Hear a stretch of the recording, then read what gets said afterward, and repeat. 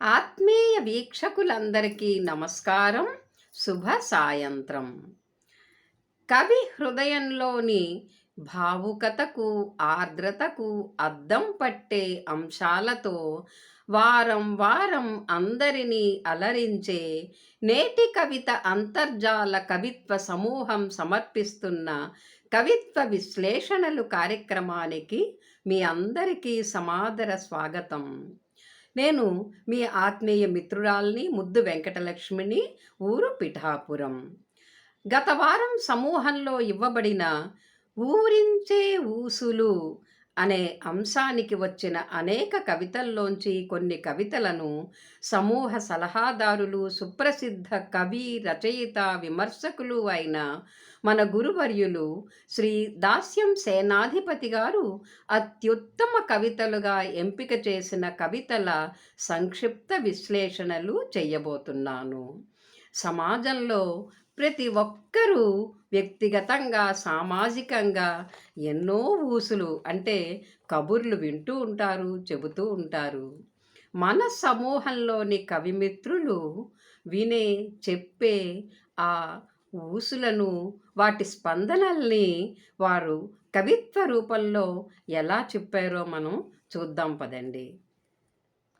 వెగ్గలం ఉషశ్రీ గారు తనదైన సానుకూల దృక్పథంతో కూడిన శైలిలో రాస్తూ అల్లరల్లరిగా, ఆత్మీయంగా ఊసుపోక చెప్పుకునే ఊసులు కొన్ని, నవ్వులతో, మాటలతో, చూపులతో చెప్పుకునేవి కొన్ని, ఇలా ఎన్నెన్ని ఊసుల కలబోతలో అంటారు. మన వేదనను తేలికపరిచే మాటలెంత మహిమగలవో కదా అంటారు. ఆమె అన్నట్లు పాషాణపు మనస్సులను కరిగించే ఊసులు, విజయ సాధనకై సంకల్ప బలాన్నిచ్చే కబుర్లు నిజంగా సమ్మోహనాస్త్రాలు. చివరి పంక్తులలో ఊరించే ఊసుల ఊబిలో చిక్కుకుపోవుటంటే మధురానుభూతుల తోటలోన విహరించుటే అన్న కవయిత్రి మాటలు అందరికీ అనుభవైక వేద్యాలే కదా. కాసర లక్ష్మీ సరోజారెడ్డి గారు ప్రకృతిలోనూ సమాజంలోనూ వినిపించే భిన్న భిన్న రాగాల ఊసులను వర్ణించిన తీరు ఆమె కవన నైపుణ్యానికి చక్కటి నిదర్శనం. ఆకాశాన సిగ్గుల మెరుపులతో చందమామను కవ్విస్తూ తారలు చెప్పే ఊసులు, ఉదయాన్నే కమలబాల మనస్సులో కలిగే కోటి ఊసులు, ఆషాఢమాసాన కొత్త జంటలు రాసే విరహ కావ్యంలోని వలపుల ఊసులు, చిరుగాలి పాడే మమతల ఊసులు, ఇలా ఎన్నిటినో వినిపించారు కవయిత్రి. ముఖ్యంగా పుడమి తల్లిని చేరే చినుకు పిల్లల చప్పట్లను ఎప్పటికీ మర్చిపోలేము. వర్షాన్ని చూసినప్పుడల్లా ఆమె చేసిన ఈ వర్ణన తప్పకుండా గుర్తుకొస్తుంది. చింతం సునీత గారు చిత్రాల చిత్రం అనే శీర్షికతో రాసిన కవితలోని ఒక ప్రేమికురాలి మనస్సులో ఓ అద్భుత రసతరంగం ఊరించే ఊసులతో ప్రియుని రూపురేఖల చిత్రాల చిత్రం కవ్విస్తుంటే ఉరకలేసే ఉత్సాహం గమ్మత్తైన మత్తులో లేడిపిల్లలా గంతులేస్తుంది. అతడు సకల గుణాభిరాముడై కలలోనూ కళ్ళెదుట ప్రేమ కబుర్లు చెబుతూ ఊరించే ఊసులన్నీ నమ్మకపు బొమ్మరిల్లు కట్టుకుంటాయి, ఇంద్రధనుస్సులా వెల్లివిరుస్తాయి. ఇలా ఆద్యంతము ఆలంకారిక శైలిలో సాగిన ఆమె కవిత పాఠకులను ఎంతగానో ఆకట్టుకుంటుంది. రాయవరపు సరస్వతి గారు నీకిది తగునా అనే శీర్షికతో ఆర్ద్రమైన భావకవితను అందించారు. కవితలోని ఒక ప్రేమికురాలు ప్రియుని ఉద్దేశించి మాట్లాడుతూ అతని జ్ఞాపకాలు తన ఊహల్లో గలగలా పారే సెలయేరులా పరుగులెడుతున్నాయని, అతని పదసవ్వడికై తపించే తపస్వినయ్యానని అంటుంది. గడియ క్రితమే మనోనేత్రం ముందు కదలాడి ఎంతో ఆనందాన్నిచ్చి కనులు తెరిచిన మరుక్షణమే మటుమాయమైనావు, నీకిది తగునా ప్రియతమా అంటూ ఆర్తితో అడుగుతుంది ఆమె. వకుళవాసు గారు ఊరించే ఊసులను సెలయేరుతో చక్కగా సరిపోలుస్తూ ఆత్మీయతాభరితమైన కవితనందించారు. కవితలోని ఒక ఇల్లాలు భర్తనుద్దేశించి మాట్లాడుతూ అతనితో ముచ్చట్లు పెట్టుకోవాలని మనస్సెందుకో ఆరాటపడుతుందంటారు. అతను చెంతనున్నంతసేపు అతని మాటల సెలయేరులో తన హృదయం తానాలాడుతుందని, చెంత లేనప్పుడు అతని ఊసుల తలంపులతో మది హాయిరాగాల తేలుతుందని అంటుంది.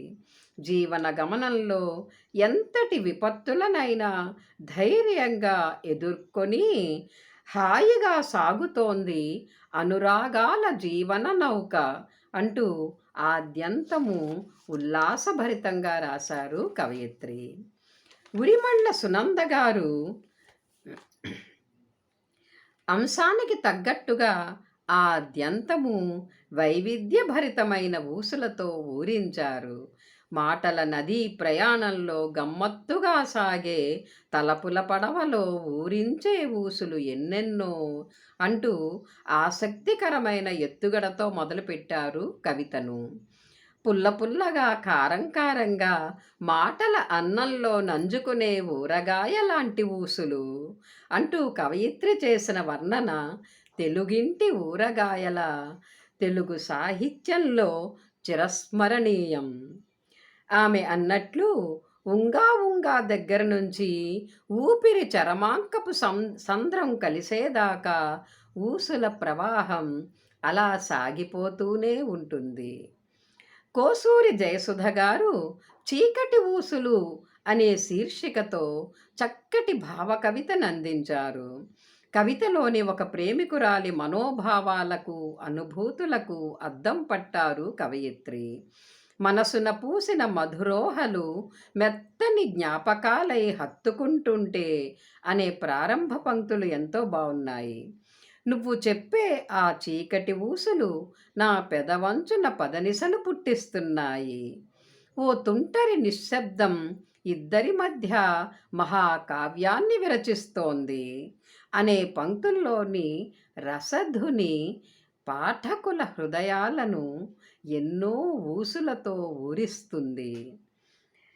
డాక్టర్ చిలుక భాస్కర్ గారు అందమైన తాలింపులు అనే శీర్షికతో ఒక వ్యంగ్యపూరిత కవిత నల్లారు.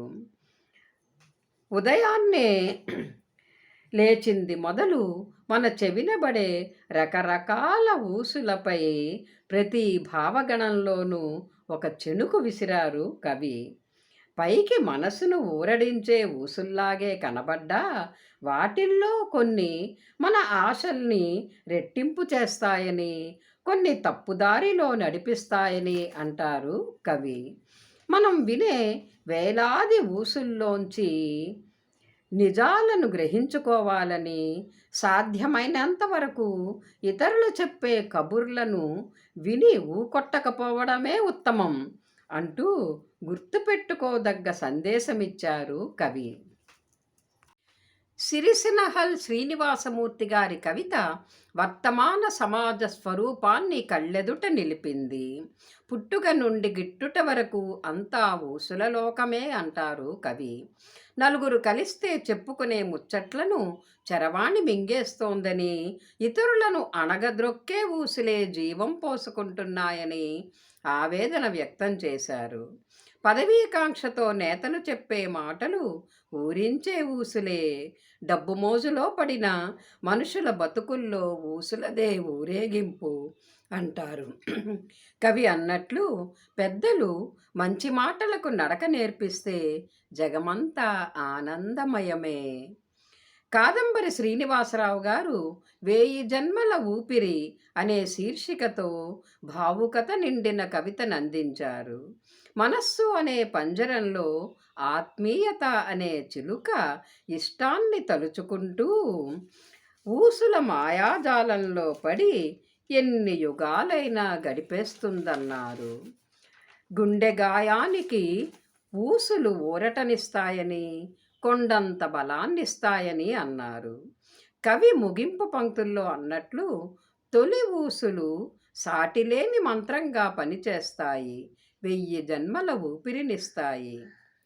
మేరుగు అనురాధ గారి కవితలోని ప్రేమికురాలు ఊహాలోకంలో తన ప్రేమికుని తలుచుకొని రసరమ్య భావాలను మనసు కాగితంపై పరిచి అతనిని మురిపించాలని ఆశపడుతుంది.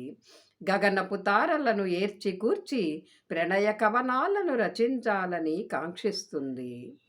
కవితలోని అలసిన పగటిని, అక్షర పూమాలలు, వర్షమేఘ హర్షరాగం, తనువు ఏరువాక లాంటి సొగసైన పదాలు కొలువు తీరాయి. నగునూరి రాజన్న గారు మంచి చెడుల సంగమం అనే శీర్షికతో మనం వినే రకరకాల కబుర్లను వర్ణించారు.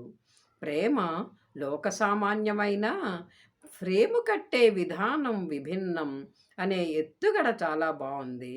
ఆయన అన్నట్లు మాట అతి సాధారణమైనదే అయినా ఒక్కొక్కసారి మన్నిక కలిగి మనసున నిలుస్తుంది. ఒక్క ఐడియా జీవితాన్ని మారుస్తుంది. డబ్బులు ఊరకే రావు అనే వాక్యాలు అందుకు ఉదాహరణలు. అలాగే మాటని సాంకేతికంగా దుర్వినియోగపరుస్తూ సాధారణ వినియోగదారులపై విషవలయాల వలను కూడా విసిరేయడం జరుగుతోంది. కాబట్టి వినే ఊసుల విషయంలో అప్రమత్తంగా ఉండాలని పరోక్షంగా ప్రబోధించారు కవి. బిరుదరాజు ప్రమీలారాణి గారు కవితను మొదలు నుంచి తుది వరకు విభిన్న కోణంలో నడిపించారు. అలసిన మనసుకు ఓదార్పు పలుకులే ఔషధం అంటారు. పచ్చని చెట్లపైన వాలిన పక్షుల కిలకిలారావాలు, నింగిలోని శబ్ద తరంగాలు, చల్లగాలి వినిపించే సుమధుర రాగాలు ఎన్నో ఊసులు చెబుతాయంటారు కవయిత్రి.